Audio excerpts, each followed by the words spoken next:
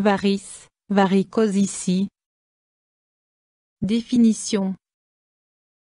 Le sang circule dans les vaisseaux sanguins. Le sang riche en oxygène coule dans des vaisseaux sanguins appelés artères et le sang pauvre en oxygène dans des vaisseaux appelés veines.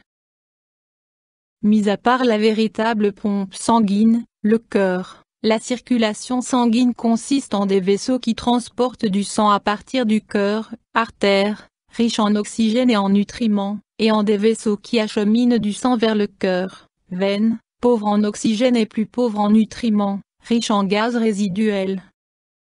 Par contre, dans la circulation pulmonaire, du cœur aux poumons et des poumons au cœur, la situation est inversée. En position assise, debout et lors de la marche, le sang doit remonter dans les veines des jambes.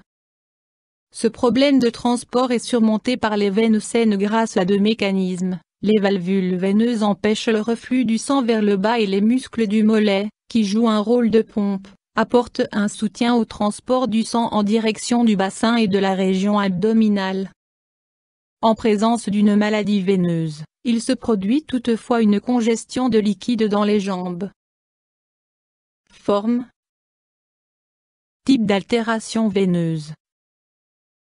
Varices. Normalement, les valvules veineuses empêchent le sang veineux de refluer dans la jambe. En cas d'insuffisance valvulaire des veines, les valvules ne sont plus tout à fait étanches et ne peuvent empêcher le reflux du sang. Pour cette raison, le sang veineux provenant des veines profondes, sous pression plus élevée que les veines superficielles, emprunte le système veineux superficiel.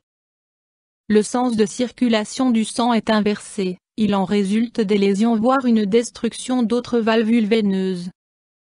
Ainsi, les veines se dilatent, s'allongent et deviennent tortueuses égales varices, et des œdèmes légers, jambes enflées, peuvent se former. L'insuffisance valvulaire est une cause d'hypertension veineuse chronique, qui à son tour est responsable de congestion veineuse. Les varices affectent tout d'abord les petites veines cutanées, puis progressivement les veines de taille supérieure et finalement la grande et la petite veine saphène. Une intervention chirurgicale doit alors être envisagée. Varicosité. Les varicosités sont de petits vaisseaux cutanés communicants qui ont une apparence de taches, de branches ou d'étoiles. Elles sont considérées comme les premiers signes d'une mauvaise circulation veineuse. Les varicosités sont simplement des altérations de minuscules veines cutanées. Tout comme pour les varices, ces veines ont perdu une grande partie de leur élasticité et se dilatent de façon incontrôlée. Les varicosités sont souvent fortement visibles dans la région des pieds et des jambes. Ces altérations vasculaires sont rarement douloureuses mais posent de multiples problèmes d'esthétique aux patients et signalent une perturbation de la circulation veineuse des jambes. Cause. En principe, toutes les veines peuvent être sujettes à des varices, celles-ci sont toutefois plus fréquentes au niveau des jambes. Les hémorroïdes et les varices œsophagiennes survenant dans le cadre de maladies hépatiques constituent une autre variété de varices. L'insuffisance valvulaire est une cause d'hypertension veineuse chronique. L'hypertension veineuse chronique provoque une congestion veineuse. Il existe une certaine prédisposition génétique. Les femmes enceintes sont souvent atteintes de varices. Par ailleurs, les métiers impliquant des positions assises et debout prolongées favorisent également l'apparition de varices.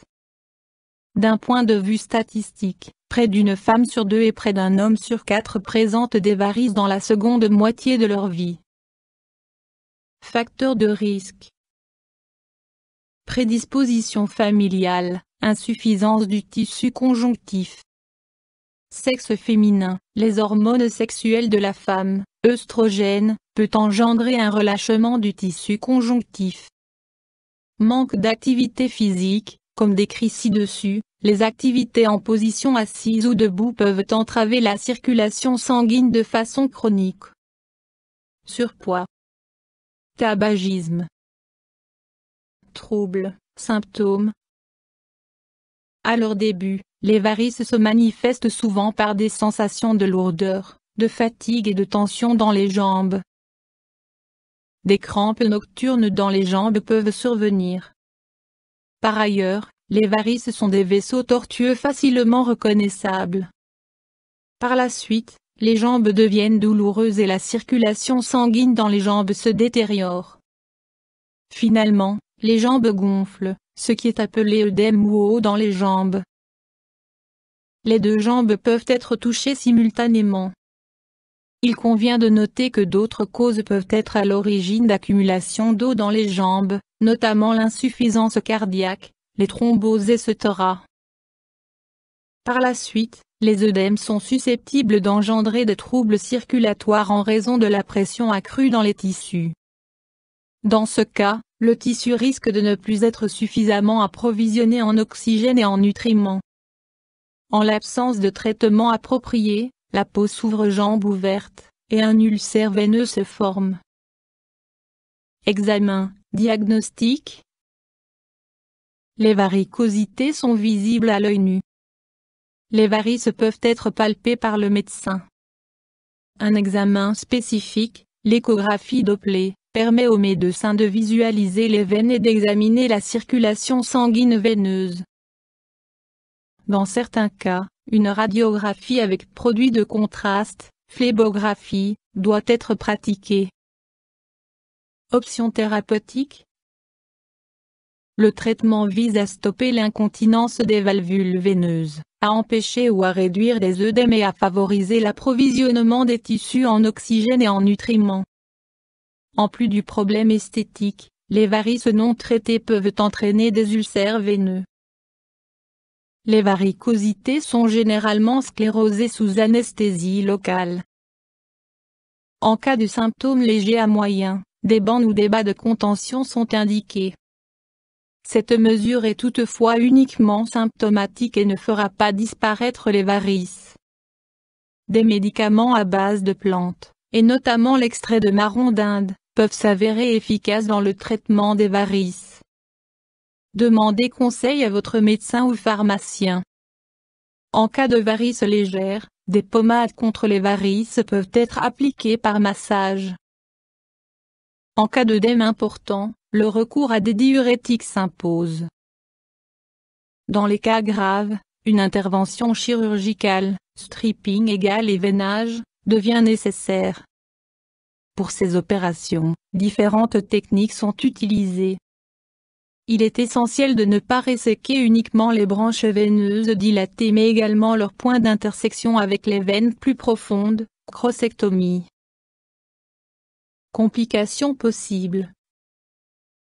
En raison de la pression tissulaire accrue, les œdèmes peuvent conduire à des troubles circulatoires. Il peut en résulter un sous-approvisionnement des tissus en oxygène et en nutriments. En l'absence de traitement approprié, la peau s'ouvre jambe ouverte, et provoque un ulcère veineux. Parfois, suite à une lésion ou à un traumatisme, les varices peuvent saigner abondamment. Mesures préventives. Élimination des facteurs de risque comme un surpoids, le manque d'activité physique et le tabagisme. En cas de prédisposition aux varices, il convient d'éviter les fortes chaleurs comme un soleil et le sauna. En revanche, les douches écossaises, chaud-froid, améliorent la circulation sanguine et donc l'irrigation du tissu. Les sports d'endurance, pratiqués régulièrement, comme la course à pied, la natation ou le cyclisme constituent une bonne mesure préventive contre les varices.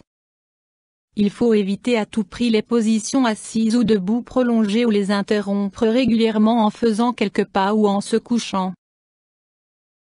YouTube Dr Alabé